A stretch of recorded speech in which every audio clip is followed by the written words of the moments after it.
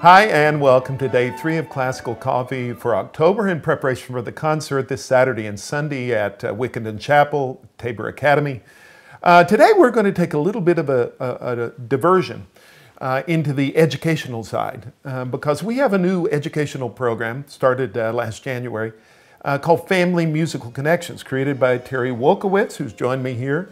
Terry is our education coordinator for the NBSO. And Family Musical Connections for October is focused on the piece we talked about yesterday, the Brandenburg Concerto No. 5. So, Terry, why don't you just give us an idea of how Family Musical Connections came about? Well, as parents, we want to expose our kids to enriching, memorable experiences, as many as possible. And with that, parents want to take their children to hear a live orchestral concert, knowing that these experiences create powerful impressions on our kids and really can open the door to classical music. So as parents, we have great intentions that don't always work out the way that we intended. I myself, and I've seen other parents marching into the concert hall with their children, absolutely delighted how excited the kids are. That delight can fade away a bit as in 15-20 minutes into the concert, the child is more intent on examining the bottom of their shoe than actually listening to the music. I feel that it's really, really important to prepare children for a classical concert. Some of these pieces can be up to 30 minutes long, and if the child is not familiar with certain aspects of the music, the shoe is going to be the focus. Well, okay, so then what is Family Musical Connections, and how does it prepare a child specifically for a performance of classical music? Family Musical Connections provides children with the tools to build familiarity and understanding of the music that's going to be performed at the concert. About 2 weeks out before the concert, I will email the parents a YouTube link. And it's a video. I just sit down at my piano, I talk and play and bring up fun and interesting aspects of the music that they're going to hear performed at the concert.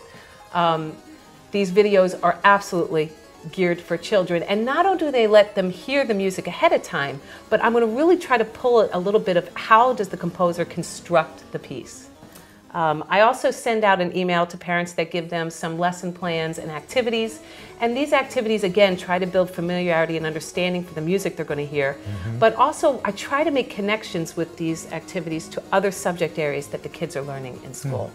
So this one talks about Brandenburg 5. Yep, on this concert I chose Brandenburg 5, and I really wanted the kids to understand the idea of the ritornello form, and the idea that the ritornello keeps returning throughout the piece. And when I looked up a definition of ritornello, it was like the return of the thing, and I thought, who's the thing?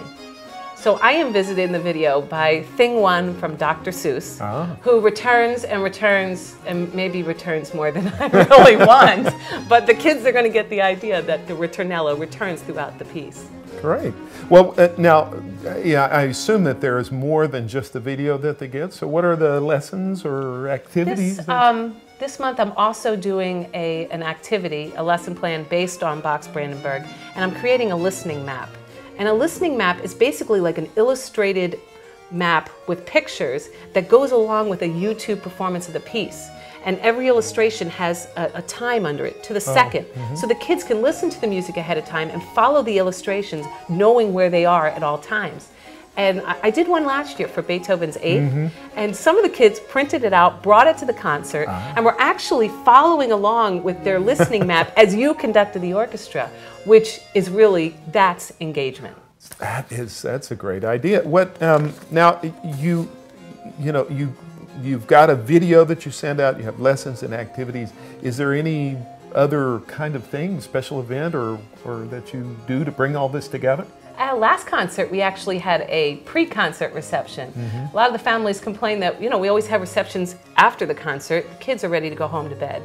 So we moved a family reception to before the concert, and before the Magic of Mozart, the kids came in and they were making Mozart magic conducting wands. And we had a magician, and this was all before they even walked into the concert hall. So there's a lot of excitement. Absolutely. Leading into it. And this upcoming concert, we have a matinee on Sunday at 3 o'clock, and following the matinee, we're going to actually have a family pizza party. Oh, good. So you're gonna, I think you're calling it Pizza with Jonah? Pizza with Jonah. Yeah. Yep. Jonah Ellsworth is the cello soloist that is going to be doing the Boccherini Cello Concerto. And we're going to talk about Jonah and the Boccherini tomorrow.